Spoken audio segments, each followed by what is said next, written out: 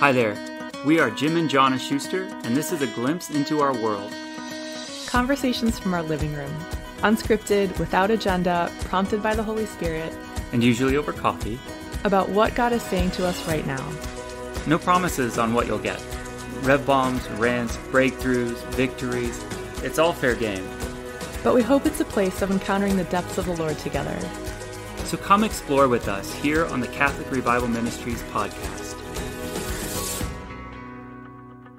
So as I've been gathering my thoughts for this podcast and just kind of reflecting on what has God been doing in my life lately, I actually took a look at the show notes from our last podcast and realized, wow, I'm in a really different place now than I was even just a month ago. You know, back then I was talking about how I've actually been kind of feeling disengaged from God, or disconnected, a little disengaged, difficulty kind of entering into prayer, entering into just connection with God. And there's just a whole new story going right now where I'm feeling more on fire and fueled and alive. And it's pretty awesome. And I want to talk more about what that looks like, but maybe just to kind of step back and name the catalyst for that, which was when we were gathering with the Bethel community here and praying for Olive, praying for the daughter of one of the leaders in the church who'd passed away suddenly, unexpectedly in the middle of the night. And the parents were just asking the community to rally and to pray for their daughter Olive to come back to life. And initially that looked kind of like a private gathering, but little by little there was kind of this momentum that built, and they opened it up to the public, and hundreds of people, maybe even thousands of people, were gathering night after night to pray for this miracle. Yeah, just hours of worship and intercession. And you and I felt drawn to go to that when it was open to the public. And it was truly a life-changing experience. And me too, actually. Yeah. And to kind of, for the sake of our listeners, just to kind of maybe fast forward and give the end of the story as regards that. The miracle didn't come, and they did have the funeral for baby Olive, but everybody has been feeling this awakening taking place, something new stirring in the Lord. And that's true for us too, that we've been just sensing a difference.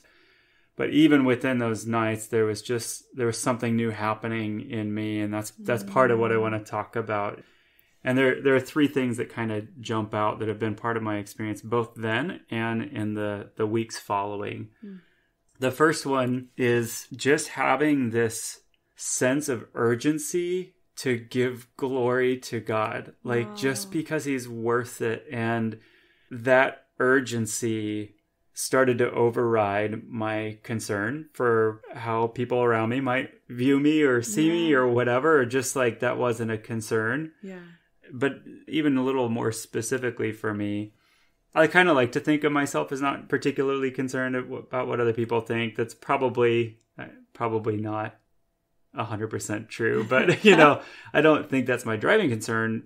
For me, that sense of urgency to give glory to God also overrode my own perception of I'm not that kind of person. Oh, wow. It was just like, God needs to be glorified right now. He needs to be worshiped, and I need to bring everything that I am. And it doesn't matter that I don't normally think of myself as a very expressive person in worship. It doesn't matter that I don't typically engage my body in worship. It just didn't matter. It's almost like the only analogy I can think of is if like somebody was drowning and you were like, I don't really like being in the water. That doesn't matter, right? I'm not the kind of person who likes to be in water or likes to swim. That doesn't matter because it's too urgent. And it just didn't matter to me anymore whether I'm that kind of person or not. Whether I consider myself to enjoy like being that engaged in worship. It just he's just too good and too worthy of my praise for me to hold anything back. Wow. So your praise was in you and it was almost forcing its way out through every means, and it didn't matter how pretty it looked. It had to get out because it had to get basically delivered to the Lord. Yeah. And like that's true. But even that doesn't so much resonate with me, because there's a sense in which it wasn't in me. It's in him. Like the worthiness is in him. And like, it's not because I feel like it. It's because he has to get the glory. That's the best I can do to describe it. Like, I'm not to pick on your description at all, but like, that's the way it kind of resonates with me. Yeah, I love that word that you used to describe that, the urgency, the felt urgency of worshiping the Lord. And I felt it too. I didn't have a word for it, but when you use that word, that resonates with me too. Just being in that room, it was like, I have to be doing this. I have to get this out. And, as loud as I can get it, and as flaily as I need to be, and as, just it has to get to the Lord. Yeah. And, those nights of worship had intercession mingled in with just pure worship. But I felt that same urgency in equal regard, whether it was just in pure praise or if it was on behalf of our prayer needs. But that experience in worship also changed me in a radical way. And, you said that you're not the sort of person who is concerned about what other people think. Yeah. I like to think of myself that way. Yeah, is concerned about what other people think. Oh, I'm 100% the sort of person who cares about what people think. I know it, and I don't like that. Yeah. And I'm working through it. So I found that in praying for something so big, it was an opportunity for me to test out my faith. And by that, I don't mean my faith in the Lord. Like, I have no trouble believing that God can raise the dead, and I have no trouble praying for something that big. But where I do have trouble is telling people about it and telling people, I'm praying for this, I'm believing for this, because to some, that puts me in the crazy box. And I'm aware of that. And I felt like it was, that urgency that you named. For me, it was also the urgency of, this is an all hands on deck situation. Like, we need everybody praying. Like, the church needs to carry this same passion, or, I guess I was just feeling that the bar had been raised for me of what faith looks like and how strongly it is meant to operate. And so I felt compelled to invite people into that experience, but I couldn't invite people in without telling them what we were praying for. And it was a gut check and a faith check that, I really do believe this stuff, but am I willing to believe it when it makes me look crazy, and when people are maybe gonna rewrite my reputation, and when there's actually something on the line? Am I still gonna have that same degree of faith publicly about it? And I would say that something that God has been doing in me over the last month is I'm finding that this experience in worship and praying for Olive was the catalyst for, now I've been experiencing opportunity after opportunity for me to choose, am I going to hold the truth about who God is and what his kingdom is and what it looks like and how to pursue it? Am I going to hold on to that even publicly when my reputation is at stake, when there is, plenty of room for criticism to come in, when it's not popular to be talking about such things, radical things like resurrection? In the midst of these considerations, I've just been confronted over and over again with the question of, even now, am I going to choose to believe? Even now, am I going to choose to hold on to that thing that I believe to be true and risk stuff? Yeah. And we have a really long history of persecution in the church. We've got so many martyrs and saints that have given their actual lives for the sake of holding on to this truth. And I think our generation and just the recent history, there aren't a lot of opportunities where we experience firsthand what it's like to lay something down for the sake of the Lord. In a real way, not in a fabricated way. Like, I want to practice laying things down for the Lord, but like in a, no, this is going to cost me something. And I feel like for the first time, I'm actually experiencing these opportunities. I feel like almost the space for martyrdom today is not in the physical space. It's in the reputation space. Yeah. And that sounds kind of trivial on the one hand. Oh, you're worried about your reputation. Oh, you're not going to get a popular kid at school. Right. Oh, I'm so sorry. But it's like, actually, because of social media, there is extraordinary damage that can be done to you through slander, through misrepresentation. Yeah, all in the area of like reputation. Yeah. So I do think that the stakes are a little higher as far as reputation goes today. Yeah. When Facebook came along, we were all excited because we all got to be celebrities. Yeah. And then suddenly we're like, oh, we're celebrities. This is why celebrities have like hard lives, because they can't go anywhere, and everything they do gets scrutinized, and everything is subject to wide scale opinion. Yeah. And suddenly we're all in that space. So it actually, like, I think we're all kind of carrying that a little more heavily these days. Yeah. And even apart from having a public platform where people can judge, even I'm finding within relationships, I'm having opportunities to, am I going to actually offer to pray for someone for what I know they need? Yeah.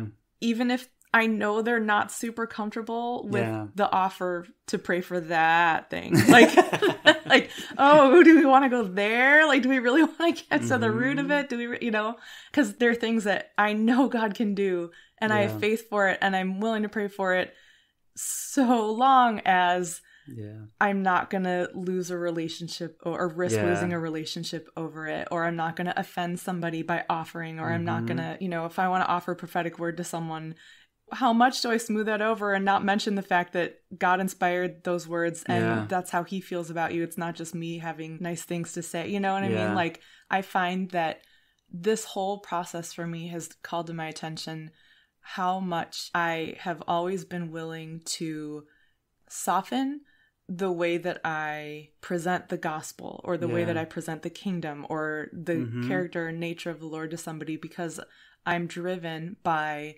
a fear of damaging their relationship or losing favor with them, or, risking my own reputation. And that's not to say there's no room to be pastoral in the midst of that, but I know that for me, it's driven me. Like, that fear has driven me. And I feel like this experience of praying with urgency for this stuff, the fear of man is just shedding off of me, because it just doesn't matter. Like, it's just, there's something so much more urgent on the line. And complacency is just shedding off of me. Like, this has to happen. This stuff is so important. People need the kingdom. They need the Lord. And it can't matter anymore, these other petty things. Yeah.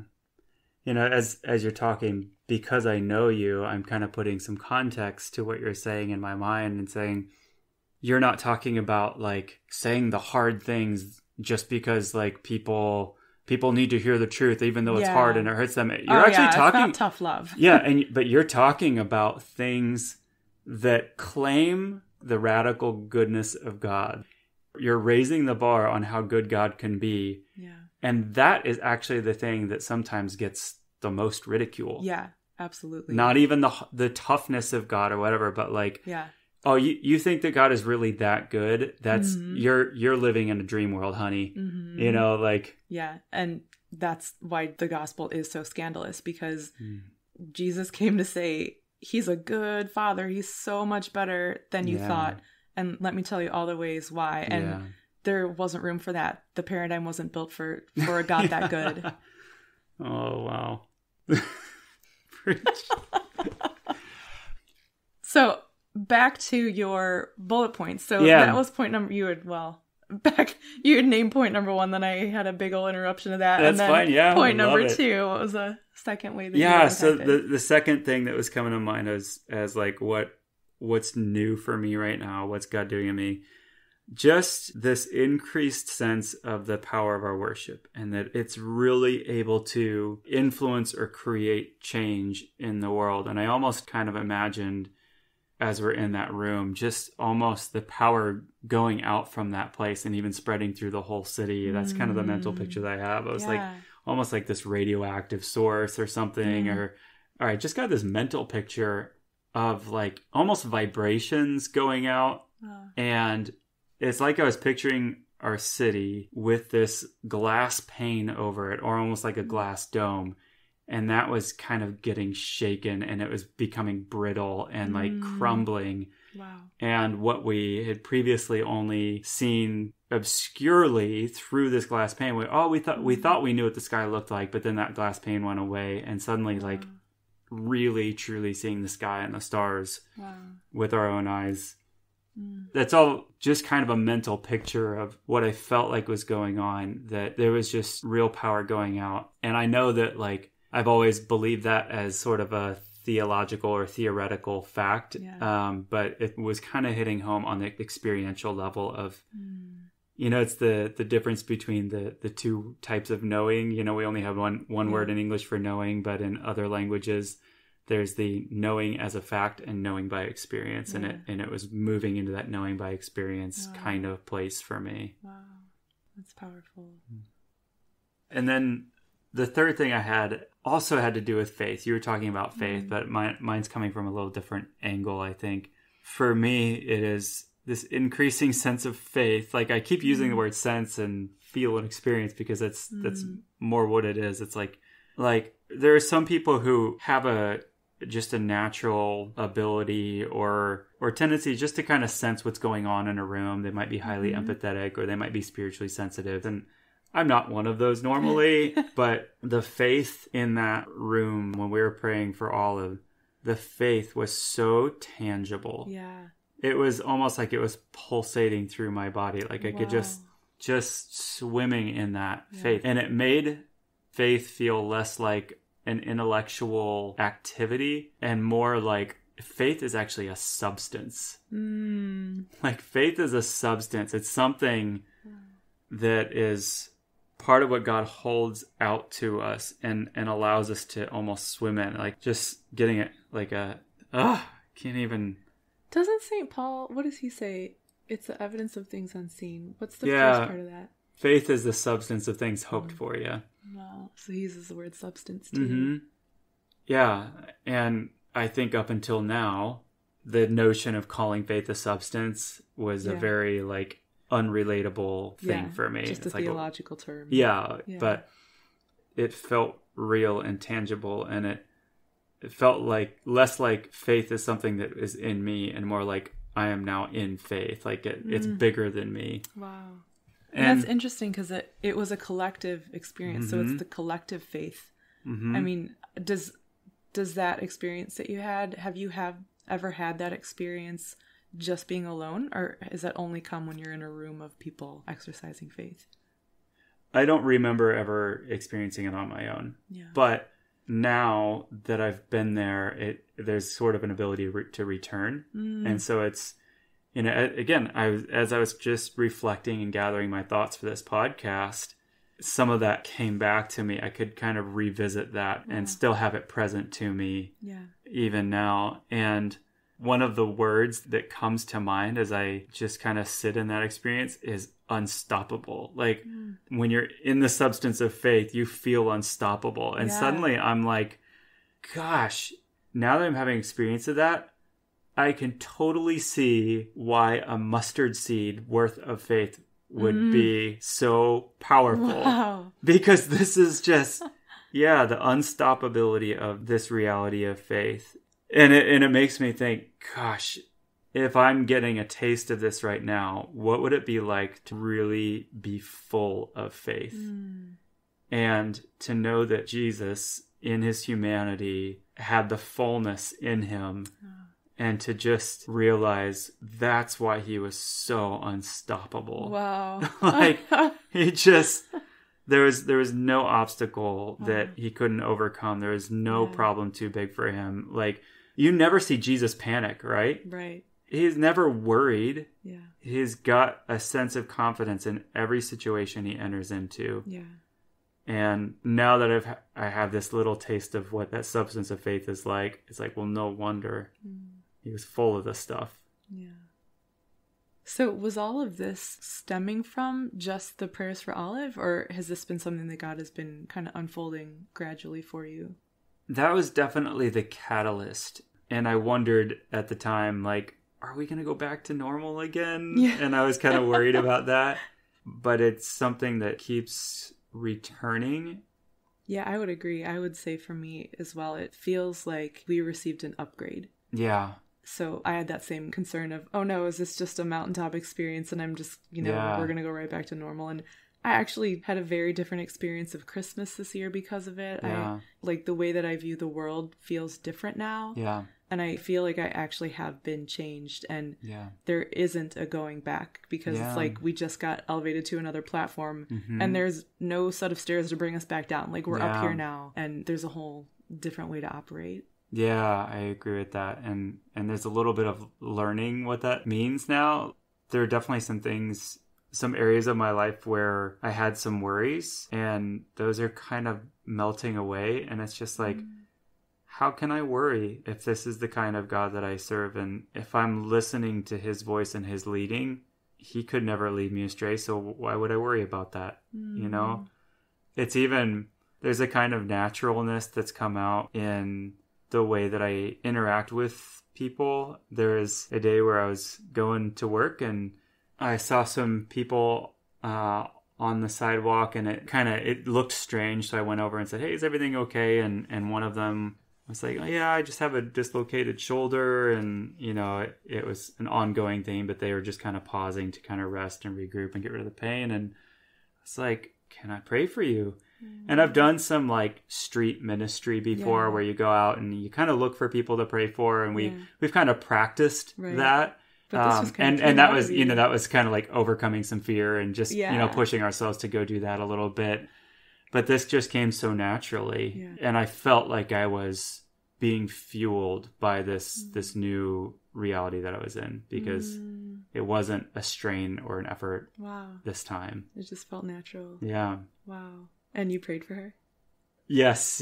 I prayed for her, and I just said a quick and simple prayer, and I said, "How does that feel?" And she started kind of rolling her shoulder back. She says, "Feels pretty good." I'm like, "Okay, is there any pain?" "No, not really." And the guy who was with her is like, "Yeah, she couldn't do that before. Like, you know, like that would have hurt her before." Wow. And so like, yeah, God showed up and he brought healing to this woman's shoulder. And so simple. Yeah. So easy, so natural, and boom, miracle. Yeah. Wow. Yeah. You know, I think that's just how it's supposed to be. Yeah. Like, this is supposed to be a lifestyle kind of thing. And it's supposed to not require a pep talk. And, you know, like, and there's no shame in needing to give yourself a pep talk. But at some point, like, God actually designed us to be able to do this naturally. Like, if Jesus is our model and you look at him, he's just walking around touching people and everything gets fixed. And that should be our expectation, to be able to get to that point. And I love that it sounds like you had kind of your first experience of that. Yeah, it was. Yeah.